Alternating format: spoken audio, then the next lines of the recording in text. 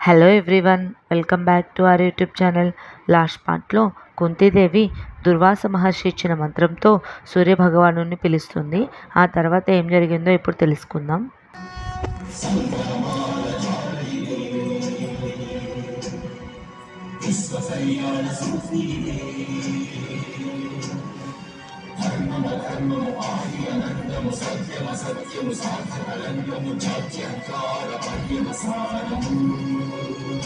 శక్తిదే భక్తిదే జీవన్ముక్తికి మార్గమిదే పంచమవేద సారం మహాభారతం కృష్ణుడు చూపిన లీల ఇది జీవన వేద మార్గమిది గీత జనించిన క్షేత్రమే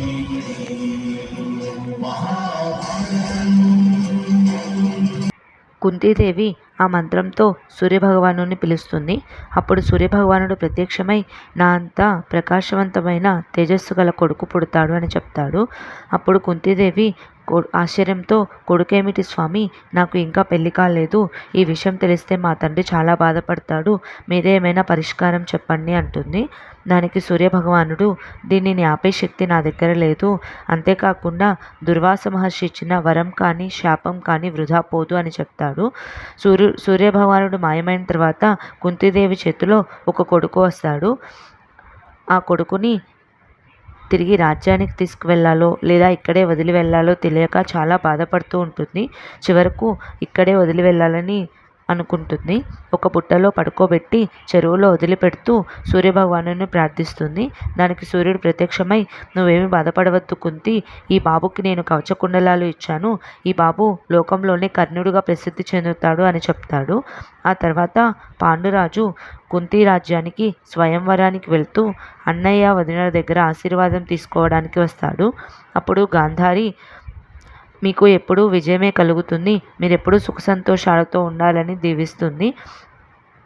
అప్పుడు పాండురాజు, మీరు ఇలా ఎలా ప్రశాంతంగా ఉన్నారు వదిన అని అడుగుతాడు.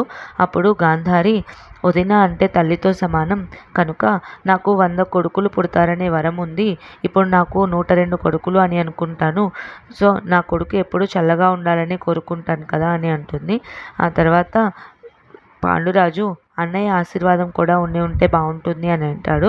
అప్పుడు గాంధారి, మీ అన్నయ్య పదవులు కూడా నేనే ఆశీర్వదించాను, మీ అన్నయ్య కోపం ఇంకా చల్లారలేదు కనుక నువ్వు క్షేమంగా వెళ్ళి నా తోడికోడల్ని రాజ్యానికి తీసుకురా అని చెప్పి పంపిస్తుంది.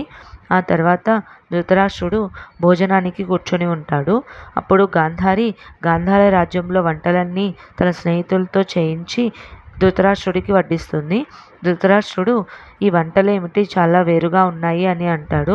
దానికి గాంధారి, ఇవి గాంధార రాజ్యం వంటలు, మీకు నచ్చకపోతే వేరేవి తెప్పిస్తాను అని అంటుంది.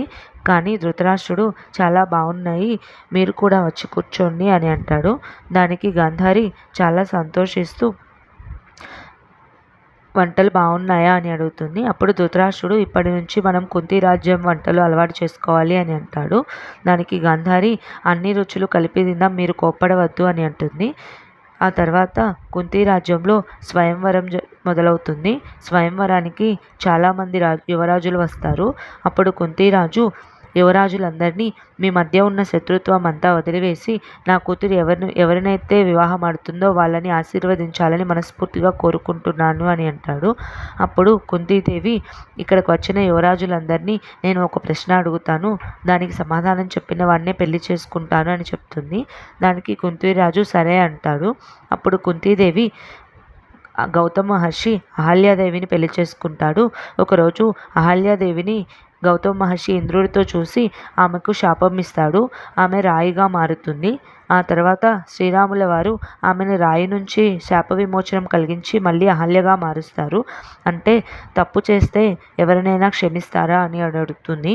అక్కడున్న ఒక యువరాజు లేచి, ఆయన దేవుడు కాబట్టి ఎన్ని తప్పులు చేసినా క్షమిస్తాడు అని అంటాడు.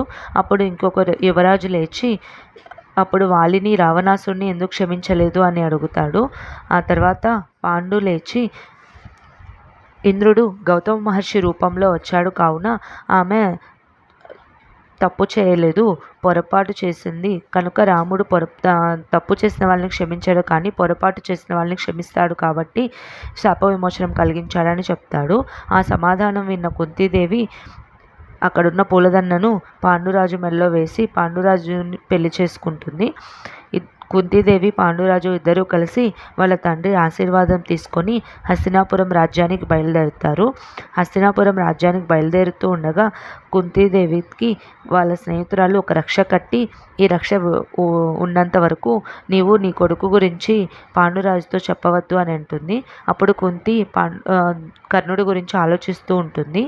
పాండురాజు కుంతీదేవి హస్తినాపురంకి వస్తుండగా మహామంత్రి విదురుడు వచ్చి, మిమ్మల్ని రాజమాత అక్కడున్న గుడిలో దేవతను దర్శనం చేసుకుని రమ్మంటుంది అని చెప్తాడు. అదే సమయంలో కర్ణుడిని ఒక ఆమె దత్తత తీసుకుంటారు. అప్పుడు కర్ణుడు హస్తినాపురం రాజు అయిన పాండురాజు కుంతీదేవిని ప్రసన్నం చేసుకోవాలని అనుకుంటాడు. కర్ణుడు వెళ్ళి బాణాలతో పూలవర్షం కురిపిస్తారు. వాళ్ళపైన పూలవర్షం కురవడం చూసి ఆశ్చర్యంలో పాండురాజు ఉంటారు. ఆ తర్వాత ఏం జరిగిందో నెక్స్ట్ పార్ట్లో తెలుసుకుందాం. Please like, share and subscribe to our YouTube channel. Thank you.